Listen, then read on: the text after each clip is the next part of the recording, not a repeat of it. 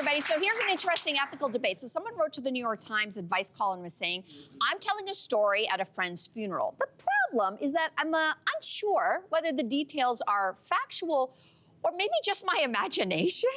So the question is that wrong? And how important are facts in a situation like this? And I guess it goes without saying, depends what the story is, which we don't actually know. But what would you do?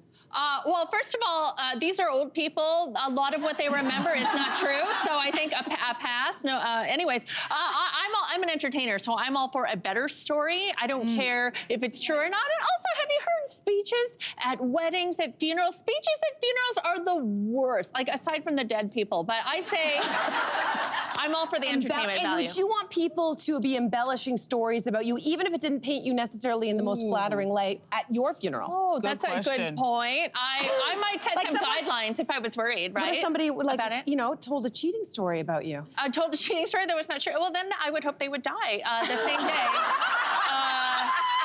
I think there's also, like, we couldn't tell from the story, like, what kind of truth is she not sure of? Like, oh, there's a story, I don't know if it was in Manhattan or Brooklyn, or was it like, I'm not sure if he stabbed a man or didn't. I don't remember. You know what I mean? I think it matter. Generally true, but embellished is a beautiful thing. I think it's also impact, don't you think? Like you said, if it's a bunch of people who the consequence of the story or the impact of the story is nil because it doesn't impact their lives today, tell the damn story. Yeah, but I think if there's living relatives or children and your story is going to impact their life, I think you keep that shut down. Yeah, because no one wants to sit there going, that's not the way that happened. That's not the way that no one wants to have that feeling. But you know what? I've just kind of relinquished the fact that I'm Caribbean and we love to tell a good story. We are the best storytellers. So I just know that whatever story is told at any Caribbean funeral, that there's probably 10% of that is not true.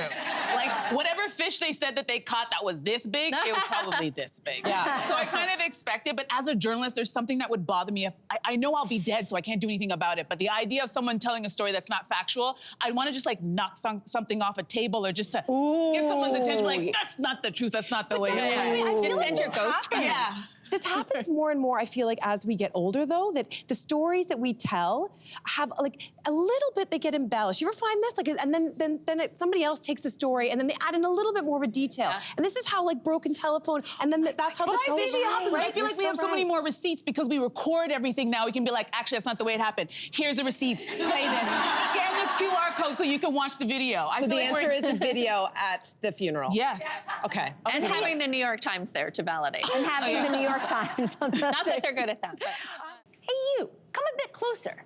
We've got so many more must-see interviews, spicy debates, lifestyle tips, and pop culture moments. So subscribe to our channel by tapping the logo below and don't miss out.